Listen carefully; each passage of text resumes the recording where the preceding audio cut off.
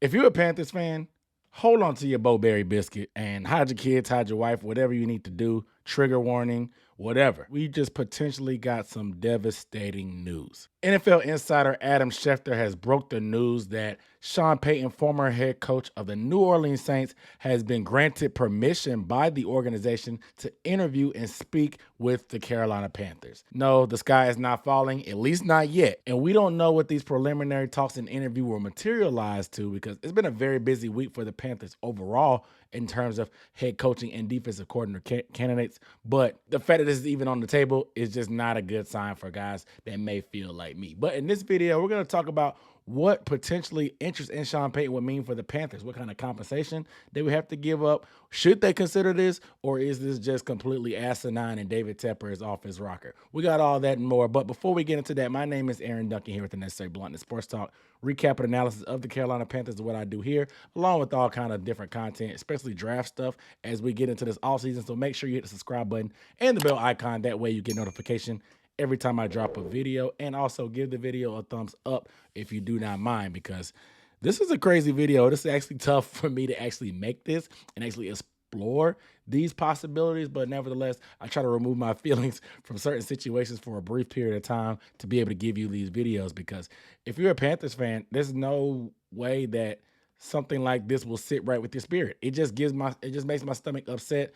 I need Pepto-Bismol. I need something. I need prayer, whatever. Keep me lifted up as we explore these possibilities, because there's a lot of different candidates that have been coming in and out of the Panthers' names and interview cycle as they search for their head coach. And although GM Scott Fitterer mentioned that it won't be a long list, that's the complete opposite of what they did. I have a feeling that Scott Fitterer, he gets certain news, but things just change from day to day when it comes to David Tepper. And we've seen this guy try to fly by the seat of his pants, make some ground shaking moves, whether it was hiring a 30-year-old offensive coordinator and Joe Brady, who had no experience calling plays, to be your offensive coordinator, or Matt Rule to an unprecedented 7-year contract when he had no experience on the NFL level. So David Tepper is not a stranger to shaking the tables. I guess I should stop being surprised. But let me stop real quick, because I may be getting too emotional about this. You know, I have a disdain for the Saints. You guys let me know how you feel about the potential of Sean Payton being the head coach of the Panthers and having to trade for him. I want to get you guys' thoughts, because he's a very polarizing guy,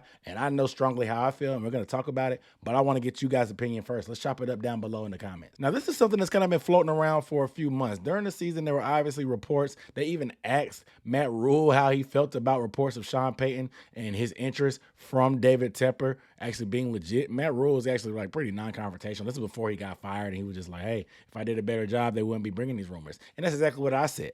But I just never thought there was any serious, legitimate weight to this, because one, he's still under contract with the New Orleans Saints. So you have to do the rare coaching trade where you actually have to give draft compensation for another coach versus another player. We've seen it before with Bruce Arians going from Arizona to Tampa Bay, Bill Parcells coaching for a division rival himself as well, and Bill Belichick being traded and being a coach. And those actually worked out in the long run. However, I think the scenarios were very different. When you trade a guy, or I even forgot about John Gruden from to the Raiders to the Bucks. However, those guys were in situations where the team was a lot more ready to compete. Now, Belichick, obviously, they're it was a little bit different of a situation there. However, most of these coaching trades happen where they're just bad blood. Guys are just outworn their welcome, and the team that's receiving them, they feel like they're so close to being able to get a championship. They just need the right guy to put the players in place to put them over the top. Are the Panthers in that place?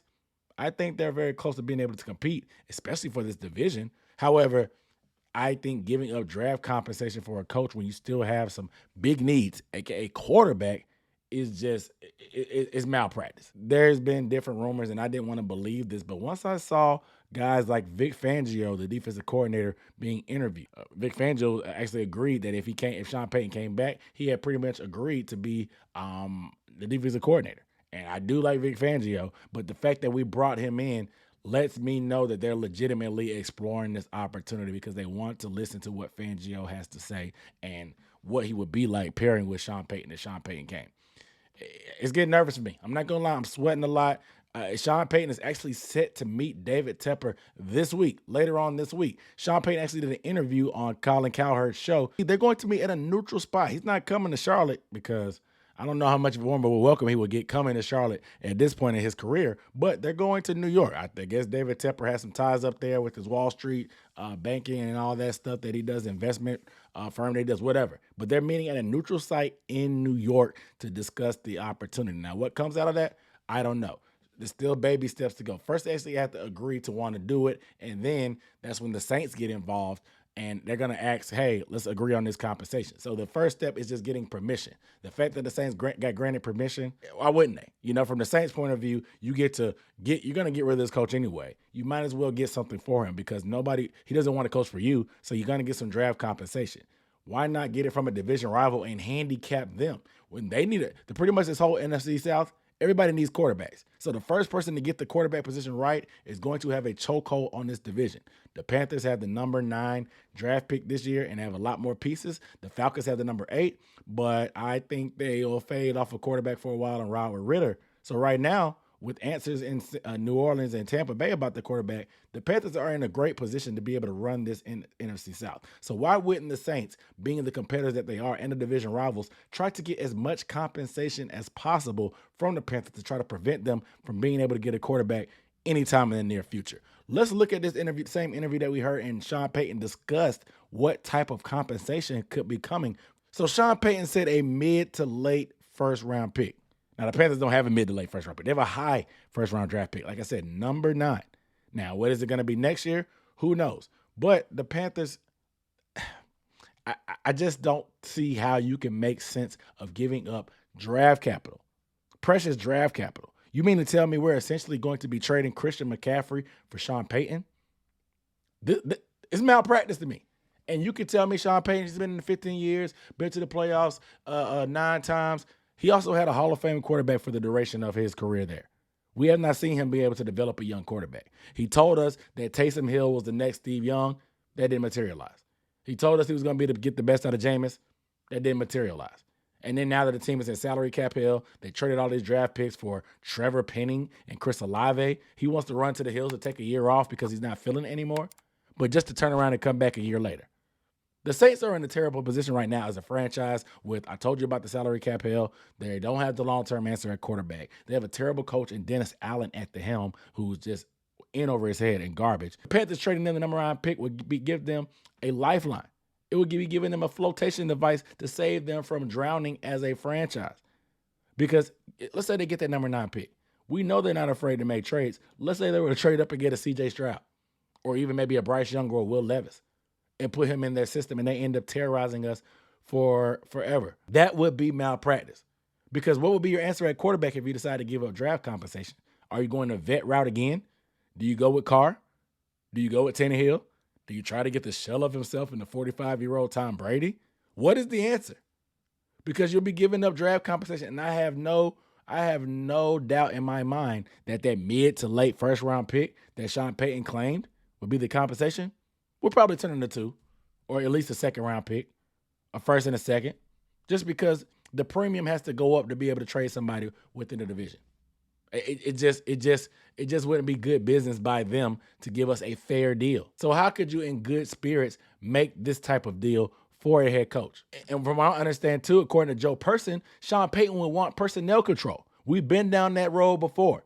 If he had personnel control like he did in New Orleans, I told you, look at the salary cap hell. They had one good draft in 2017. But outside of that, they've blown draft picks. They've blown trades. They've made bad signings. They've misused the salary cap for years. Granted, they always find a way to get under it, but it's just not a way to live. So giving him roster control, it doesn't seem like a good move either. We've done that thing with Matt Rule. And giving him roster control, that would probably mean that Dan Morgan and Scott Fitter are out of there. What does it mean for Samir Suleiman? I don't know. But it just means our whole front office would change as well, meaning we would be starting from scratch. Not only starting from scratch, who knows when the Sean Payton hire will happen? You will be starting from scratch midway through January, almost February of your offseason. You're putting yourself behind the 8 ball yet again and continue to make crazy moves that just don't make sense. I can't in good conscience feel good about a guy in Sean Payton who was responsible for giving the okay on Bountygate, a scandal in Bountygate that targeted one of our franchise's best players in Cam Newton. That would be the ultimate slap in the face to Carolina Panthers loyalists and fans that just love this team. me included. I just can't get jiggy with this, man. I can't. Maybe it makes more sense to you than to me. Y'all may say, put the politics aside, Dunk. He can get us a Super Bowl. I mean, he got a Super Bowl in 2006. Like I said, with a Hall of Fame quarterback, one of the best quarterbacks of all time. But they've also had some stinker years. They've also had historically terrible defenses. I do like the idea of bringing in Fangio, but let's not act like Sean Payton is not grossly overrated. He's pretty much Mike McCarthy. Coach with Hall of Fame quarterbacks his career, got one Super Bowl a long time ago, always has competitive teams, gets a lot more grace than probably they should. He's Mike McCarthy. But more people turn their nose up at Mike McCarthy all season before we hired Matt Rule. It's crazy to me how things work out, but I just can't in good conscience feel good about Sean Payton joining this team. Y'all know personally how I feel about this dude. If you've been following this channel enough, he's very smug to me. He's over arrogant in my opinion, and he has the most punchable face in the NFL. Now, obviously, I have no say-so in who gets hired. Tepper's going to do what the hell he wants. If we haven't learned anything over these past few years, it's one thing, that these billionaires are going to blow and spend their billions anywhere they want, even if it does cost him another $20 million per year, according to reports of what Sean Payton wants. He got a get out of jail free card from Nebraska, not having to pay Matt Rule his full payout. But now he's going to turn around and dump $20 more million. I don't know if Sean Payton is just using David Tepper for leverage. I don't know if David Tepper is actually interested or he just wants to pick his brain, because they've been interviewing a lot of different candidates, and I know they try to use this to pick their guys' brains and get different ideas and philosophies about how to move forward. But Scott Fitter being his first coaching hire of his career as a GM, and David Tepper being his second one, coming off an 0-1 record by missing the Matt Rule hire, I'm very concerned about the reports of having to give up high draft compensation for Sean Payton and to give him personnel control. What do we do? You guys let me know down below in the comments how you feel. If I'm way off base, if I'm too emotional, if I have my heart in it too much, or if it just seems like a dumb move overall just because of the stuff I listed. Let me know down below in the comments. But without further ado, I'm Aaron Duncan signing off. Make sure you are subscribed to the channel. I'll see you next time. Peace.